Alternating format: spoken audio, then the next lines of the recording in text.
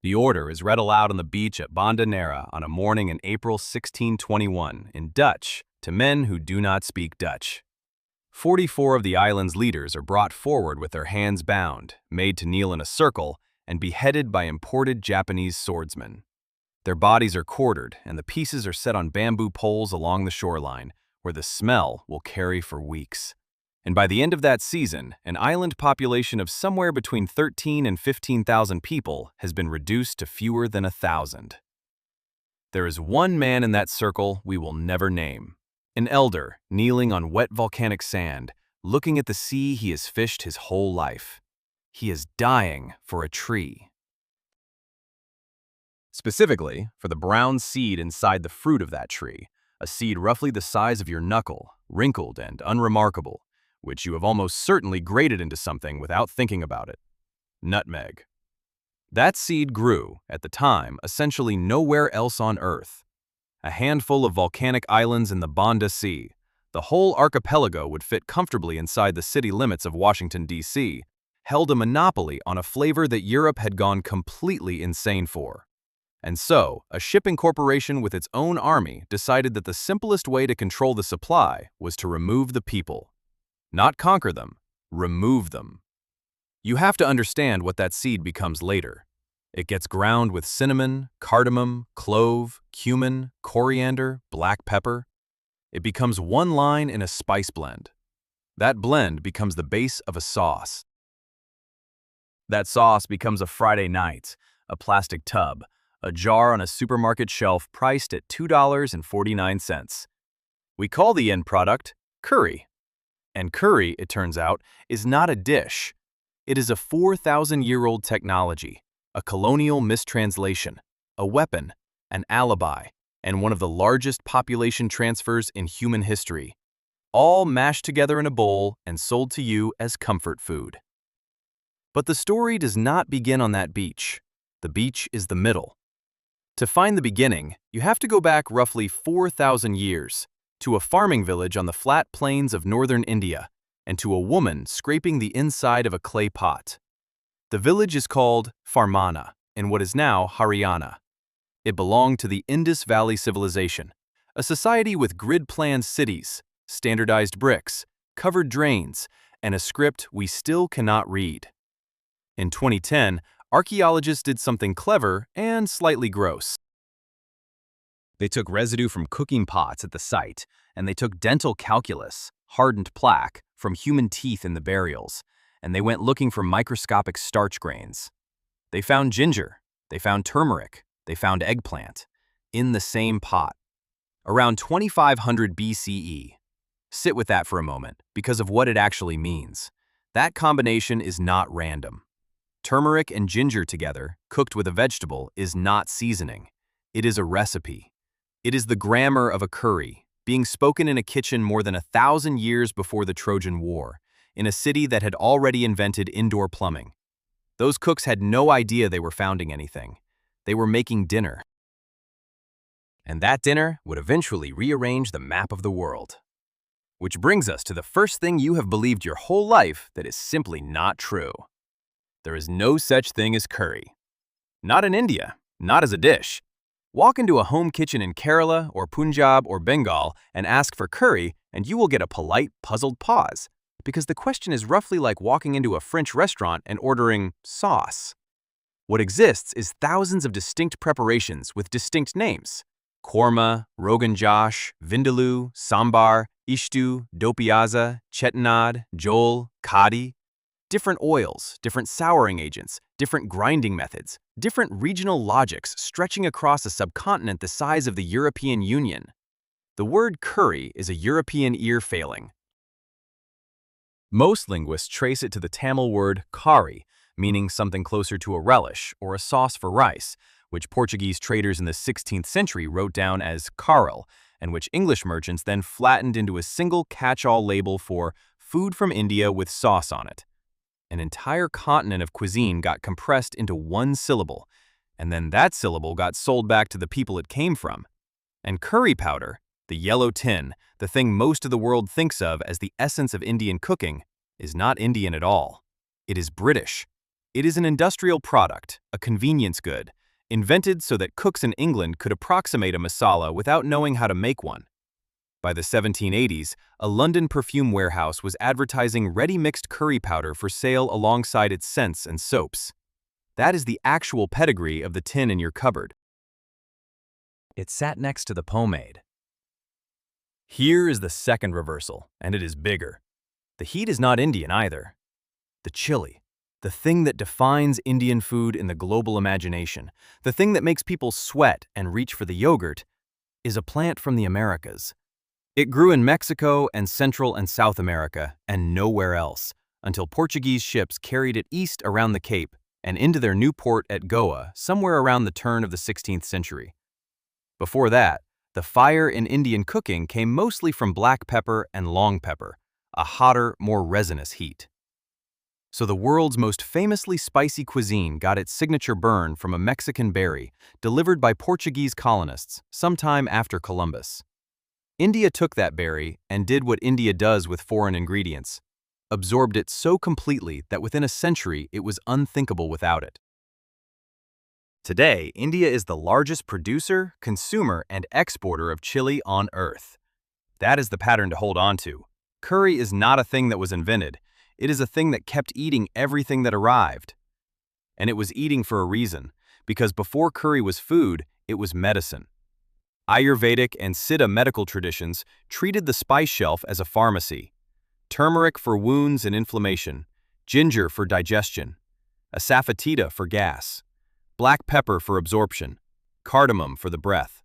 Long before germ theory, before biochemistry, before anyone had a word for an antioxidant, Indian cooks had built a system in which the seasoning was the prescription and the meal was the delivery mechanism. Food and drug were not two categories. They were one act, and this is where those cooks did something genuinely astonishing, something we only understood in laboratories in the last few decades. Consider the tadka, the chonk, the tempering. In an enormous share of Indian recipes, the first step is not to add spices to water. It is to heat fat, ghee, mustard oil, coconut oil, and drop whole spices into it until they crack and darken, and only then bring in the rest of the dish. Every cook is taught it. Nobody questions it. It is simply how you begin. It also happens to be the correct chemistry. Curcumin, the active compound in turmeric, is essentially insoluble in water and dissolves readily in fat. Capsaicin, the heat in chili, behaves the same way. Many of the aromatic compounds in cumin and mustard seed are only released under dry heat. So blooming spices in hot oil is not a flourish.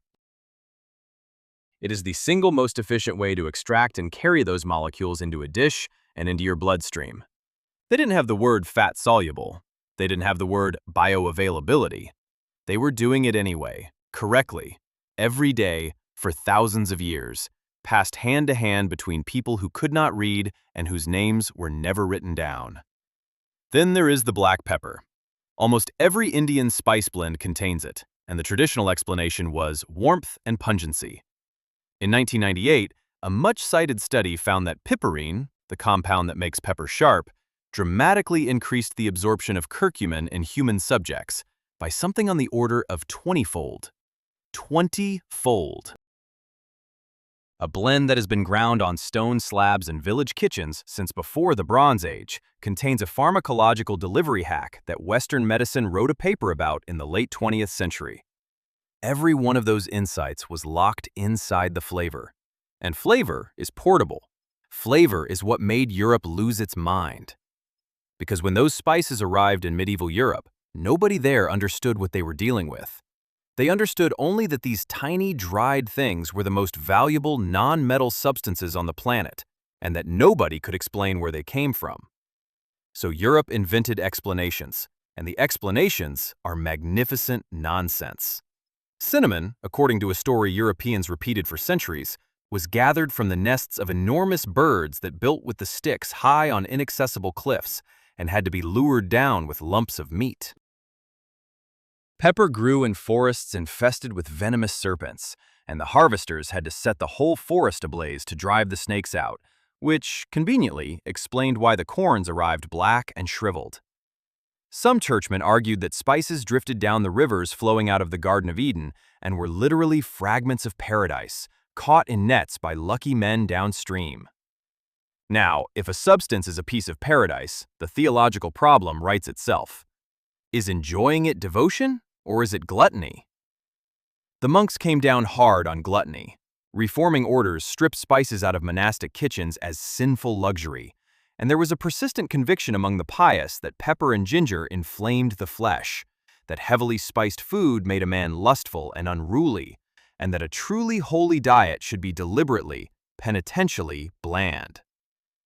There is a strand of European culinary history in which the blandness was the point.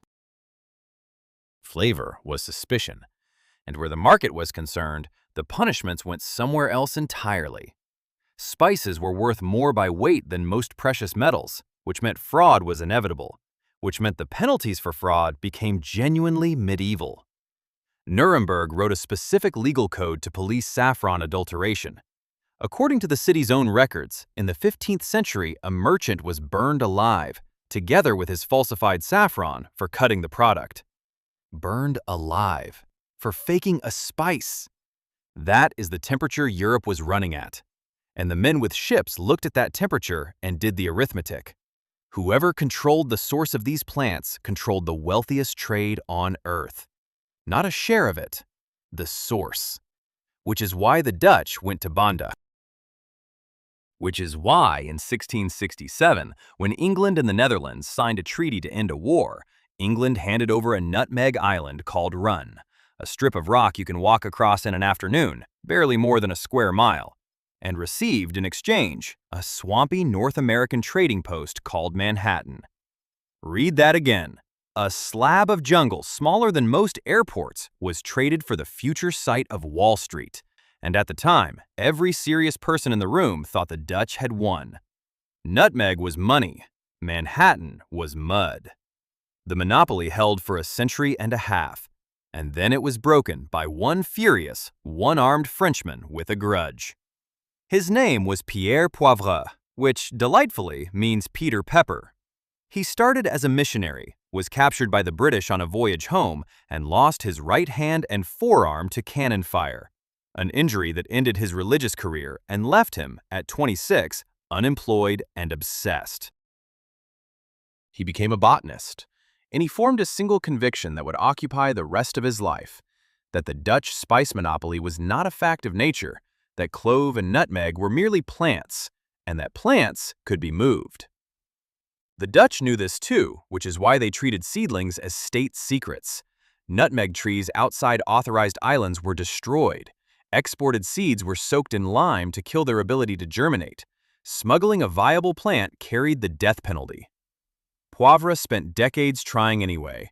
He sent agents, he bribed, he funded expeditions to the Moluccas that came back empty, came back with dead seedlings, came back with the wrong species entirely. He was mocked in Paris. He kept going. And around 1770, after roughly a quarter of a century of failure, his people finally landed live nutmeg and clove plants on the island then called Île-de-France, Mauritius, where they took root. From those stolen plants, nutmeg and clove spread to Zanzibar, to Grenada, to Sumatra, to the world. The monopoly that had cost 15,000 Bandanese lives was destroyed by a man with one arm and an unreasonable amount of patience, using a wheelbarrow's worth of contraband greenery. The Dutch had killed an entire island's population to own a tree. It turned out you could just take a cutting. By now, the British were deep inside India, and their relationship with its food was becoming something very strange. Company men lived there for decades, ate what their Indian cooks made, kept Indian mistresses, smoked hookahs, learned the languages. Curry went home with them the way an accent goes home. The first curry recipe printed in English appears in Hannah Glass's cookbook in 1747.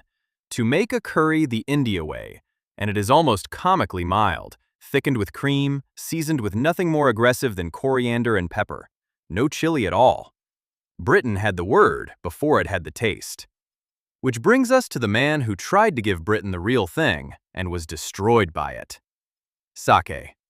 Din Mahomed was born in Patna around 1759 into a family of the Bengali service class. He joined the East India Company's Bengal army as a boy, effectively attached to a young Anglo-Irish officer named Godfrey Baker, and marched with him through campaigns across northern India. When Baker returned home, Mahomed went with him to Cork in Ireland, where he learned to write elegant English prose, fell in love with a young Irish woman named Jane Daly, and, because her family objected, eloped with her. In 1794, he published a book about his travels. It is, as far as anyone can establish, the first book ever written and published in English by an Indian author. That alone would earn him a paragraph in history. He wanted more than a paragraph. He moved to London and, in 1810, on George Street just off Portman Square, he opened the Hindustani Coffee House. And he did not do it timidly. He fitted the rooms with bamboo cane chairs and Indian paintings on the walls. He supplied hookahs charged with real tobacco for the guests to smoke after eating. He advertised dishes prepared with genuine spices, cooked properly in the highest perfection. An Indian restaurant run by an Indian man in the capital of the empire, aimed at the nostalgia of the men who had served in Bengal and come home to boiled mutton. It was, by any measure, about 150 years too early. He went bankrupt within 2 years. The retired company officers he was counting on had their own household cooks and no interest in paying restaurant prices. The wider London public was not ready to pay for food it considered foreign and suspicious. He lost everything: the premises, the furnishings, the hookahs, the lot, and had to file for bankruptcy in 1812. Here is where a normal story ends. Din Mahomed's story does something else. He moved to Brighton on the south coast, where the wealthy went to take the sea air, and he reinvented himself completely. He opened a bathhouse and began offering a treatment based on the Indian practice of champi, vigorous therapeutic head and body massage in steam-filled rooms using aromatic oils. He gave it an English name derived from the Hindi word shampooing. He called himself a shampooing surgeon. He wrote pamphlets. He hung the discarded crutches of cured patients on his walls as advertising, which is possibly the most confident marketing decision in the history of British healthcare. And it worked. It worked so well that he was appointed shampooing surgeon to King George IV, and then to William IV after him. The bankrupt curry man became the masseur to 2 kings of England, and he lived to be about 91. He is buried in Brighton. He gave English the word shampoo and gave Britain its first Indian restaurant, and one of those things bankrupted him while the other made him royalty. But the empire that Din Mahomed had served was about to make its own decisions about Indian food and about Indian people, and those decisions were not eccentric. They were administrative. They were written down in clear handwriting by educated men in comfortable rooms. In 1834, Britain abolished slavery across most of its empire. What it did not abolish was the demand for cheap, controllable bodies on plantations, for sugar, for tea, for rubber. So it built a replacement, and it called it indenture, a contract. 5 years, sometimes 10, passage paid, wages that were often barely notional, in a place the laborer had frequently never heard of, with a return voyage that in practice a great many never took. Over roughly the next 80 years, well over 1 million Indians were shipped out under that system, to Mauritius, to Trinidad, to British Guiana, to Fiji, to Natal in South Africa, to Suriname and Jamaica and Malaya. They traveled in ships fitted out much like the slave ships that had preceded them, on the same routes, sometimes literally the same vessels. And in their bundles, along with a change of clothes and a religious text, they carried spices. This decision seemed small at the time. It was not, because that is the actual reason curry is a global food. Not trade, not fashion, indenture. If you eat doubles from a street cart in Port of Spain, curried chickpeas folded into fried bread, you are eating the descendant of a Bihari laborer's lunch. If you eat bunny chow in Durban, a hollowed-out loaf packed with curry, you are eating a meal invented by Indian workers in South Africa who needed something portable and cheap enough to survive a shift. If you eat roti in Georgetown or Suva or Paramaribo, you are eating a document. That's their story. Not Britain's, not India's exactly. It belongs to the indentured and their descendants, and to nobody else. Half of the world's most beloved street food is a monument to a contract designed to look like freedom. And then there's Bengal. Bengal was the richest province of Mughal India, a place of rice, of jute, of textiles so fine that European buyers described them as woven air. It was also the first province the East India Company took control of, and within decades of that takeover, it experienced a famine so severe that contemporary estimates put the dead at a third of the population. That was 1770. It was not the last. Which brings us to 1943, and to a woman sitting on a pavement in Calcutta with a child in her lap. We do not know her name. Nobody wrote it down. British and Indian officers, journalists, and civil servants who walked those streets that year recorded what they saw in horrified, repetitive detail. Families arriving from the countryside and simply lying down. Children with the swollen bellies and matchstick limbs of terminal starvation. Bodies collected from the streets each morning by municipal carts. The smell. She is one of them. She had spent her entire life growing food. The trigger was real and natural. In October 1942, a cyclone tore through coastal Bengal, drowning fields with salt water and killing tens of thousands outright. A fungal disease, brown spot, then ripped through the surviving rice crop.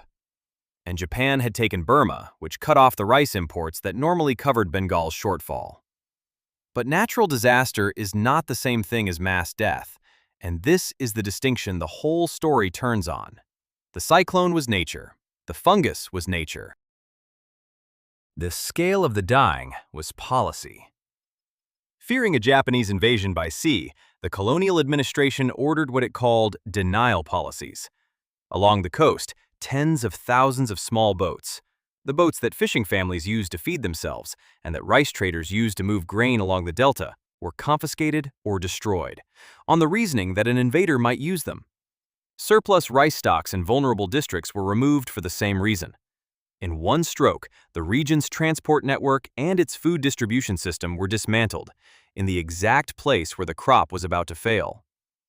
Then prices exploded, and hoarding began, and the government in London was asked repeatedly for ships to bring grain in. It said no. There were competing military demands on shipping, and that argument was made at the time and is still made now. But the record also shows offers of wheat from Canada and Australia that were not taken up. Grain moving out of the region rather than in during the early months of the crisis, and imperial reserves being built up elsewhere while Bengal starved. Historians still argue about the exact death toll. The credible range runs from roughly 2 million to 3 million people, and they argue about how much was malice and how much was catastrophic indifference. 3 million people. 3 million. That is the population of Chicago, gone, in a single province, in a single year, in a country that was, at that moment, supplying 2.5 million soldiers to Britain's war. This is the part that should make you angry. Because the paper trail exists, and the men who left it were not hiding. Leo Amory, Britain's own Secretary of State for India, wrote in his diary that on the subject of India, Winston Churchill was not quite sane, and recorded that he had told the Prime Minister to his face that he could not see much difference between Churchill's outlook and Hitler's. Amory documented Churchill's hostility to Indians in language so contemptuous that the diaries were, for years, quietly awkward for his admirers. Field Marshal Wavell, who became viceroy in the middle of the crisis, and who did move grain once he had the power to, wrote in his own official journal that the vital problems of India were being treated by His Majesty's government with neglect, sometimes with hostility, sometimes with contempt. Those are not the words of Indian nationalists. Those are a British cabinet minister and a British field marshal writing in official journals and correspondence about their own government in real time. And this is the same empire whose officers came home from Bengal missing the food. The same empire whose gentlemen's clubs served mulligatawny, an English mangling of the Tamil for pepper water, and kedgeree for breakfast. and mango chutney with cold meat. Britain took the recipes and left the province. It imported the flavor of Bengal and exported Bengal's rice. Curry, at that moment, was the taste of an appetite that had no bottom. So how did that end up on the British high street as a symbol of national affection? By the smallest, most human route available. By people who had every reason to stay away, coming anyway. Through the mid-20th century, waves of migrants from what is now Bangladesh, overwhelmingly from one region, Sylhet, with a long tradition of working as ship's crew on British steamers, settled in British port cities. Many had worked as galley hands. Cooking was the skill they had, and catering was one of the few trades open to them. They bought failing cafes and chip shops, kept the late hours nobody else wanted, and served food adapted for a clientele that had no vocabulary for it. And it exploded. Britain now supports something on the order of 10,000 or more Indian restaurants and takeaways, an industry generating billions of pounds a year and employing tens of thousands of people, the overwhelming majority of it built by Bangladeshi families, most of them from Sylhet, under the word Indian because that was the word customers understood, which produces one of the great absurdities of modern food history. In 2001, the British Foreign Secretary, Robin Cook, gave a speech declaring chicken tikka masala a true British national dish, not merely because it was the country's most popular, he said, but because it perfectly illustrated the way Britain absorbs and adapts outside influences. Chicken tikka masala. A dish whose origin is disputed, but which is most often credited to a Punjabi-born chef in Glasgow named Ali Ahmed Aslam, who, as the story goes, was confronted by a customer complaining that his tandoori chicken was too dry, and who improvised a sauce out of yogurt, cream, spices, and a tin of condensed tomato soup. A tin of soup. The British national dish, invented in Scotland by a Pakistani immigrant using a Campbell's product to satisfy a man who did not understand the food he had ordered. You could not design a better summary of 400 years of history if you tried. And the modern chapter has its own crimes, which almost nobody knows about. In 1995, the United States Patent and Trademark Office granted patent number 5,401,504 to two researchers at the University of Mississippi Medical Center. The invention? The use of turmeric to promote wound healing. Turmeric on wounds. A practice so old and so universal across South Asia that grandmothers do it reflexively, that it appears in medical texts written in Sanskrit, that it is in the archaeological record at Farmana 4,500 years ago. An American institution was granted a legal monopoly on it. India's Council of Scientific and Industrial Research went to war over that patent, and it fought using an unusual weapon: documentation, ancient texts, published papers, including an Indian medical journal article from the 1950s. Evidence that this was not an invention, but prior art belonging to everyone. In 1997, the Patent Office revoked all 6 claims. Think about that for a second. A nation had to go into an American courtroom process and prove, with citations, that it already knew something it had known since the Bronze Age. It won, and that case became the reason India built a searchable digital library of its traditional knowledge, tens of thousands of formulations cataloged specifically so that nobody could patent them again. The empire took the plants. The next round tried to take the paperwork. Meanwhile, the turmeric itself has been quietly poisoning people, and the reason is pure cosmetics. Consumers want turmeric to be brilliant, saturated yellow. Some processors have obliged by adding lead chromate, an industrial pigment used in road markings and paint, to polish dull roots into that vivid gold. Researchers investigating unexplained lead exposure in Bangladesh traced it to turmeric processing, and health authorities in the United States and elsewhere have issued recalls after finding dangerous lead levels in imported turmeric and spice blends. Lead has no safe dose in children. It permanently reduces cognitive development, which means the exact chain of behavior that killed the Bandanese. Adulterating a spice to make it more sellable, the crime Nuremberg once burned a man alive for, is still running today. Only now, the victims are toddlers. 2 more things, because they are too good to leave out. Turmeric is the most hyped medicinal molecule on Earth. There are well over 10,000 published papers on curcumin, a supplement industry worth billions, and a persistent problem. Curcumin is absorbed so poorly by the human body that in trial after trial, the promised benefits fail to materialize in a form anyone can prescribe. The Bronze Age cooks solved the absorption problem with black pepper and hot fat. The supplement aisle mostly sells you pills that pass straight through. And nutmeg, the seed those 44 men died for, is a hallucinogen. In large doses, the compound myristicin produces disorientation, delirium, and an experience users have described as extremely unpleasant and lasting for days. Malcolm X wrote about it in his autobiography. In prison, inmates bought matchboxes of nutmeg smuggled out of the kitchen, and a penny box, he said, had the kick of several joints. The most valuable spice in the history of the world, worth more than gold, worth an island's entire population, is also a bad, cheap, nauseating drug available in every supermarket for under $3. That is the arc, from a clay pot in Farmana to a matchbox in a prison cell. From a monopoly worth Manhattan to a jar in your cupboard door that you have not opened since a recipe told you to, 2 years ago. And now, go back to that beach. An unnamed elder, kneeling on black volcanic sand at Banda Neira in April 1621, hands tied, listening to an order read out in a language he does not speak, about a tree his family has tended for generations. He does not know that the seed will be traded for Manhattan. He does not know it will be stolen away by a one-armed Frenchman, or that a bankrupt Bengali will try to sell it in London and end up massaging a king, or that 3 million people will starve in Bengal while the empire that took his island eats mulligatawny for lunch. He does not know that 4 centuries later, his tree will be ground into a powder, mixed with 5 other spices, and stirred into a sauce eaten by a family in a suburb somewhere on a Friday in front of a television. He only knows that men came a very long way for something small. That is what curry actually is. Not a dish. There is no such dish. It is the sediment of everything Europe did to reach the flavors of the East, and everything the East did to survive it.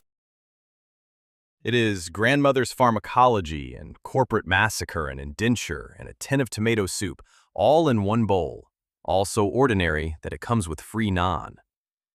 You will never look at curry the same way again. So tell me in the comments which one got you, because I want to know. The American patent on turmeric that India had to overturn by citing a 4,000-year-old text, the road paint being stirred into spice to make it look prettier, or the British national dish invented in Glasgow with a can of soup. Pick one, argue about it, and if you know a piece of this story I missed, a family recipe, a grandparent who came over on those ships, a village that still does it the old way, leave it below. Some of you are carrying pieces of this history that no historian has written down yet.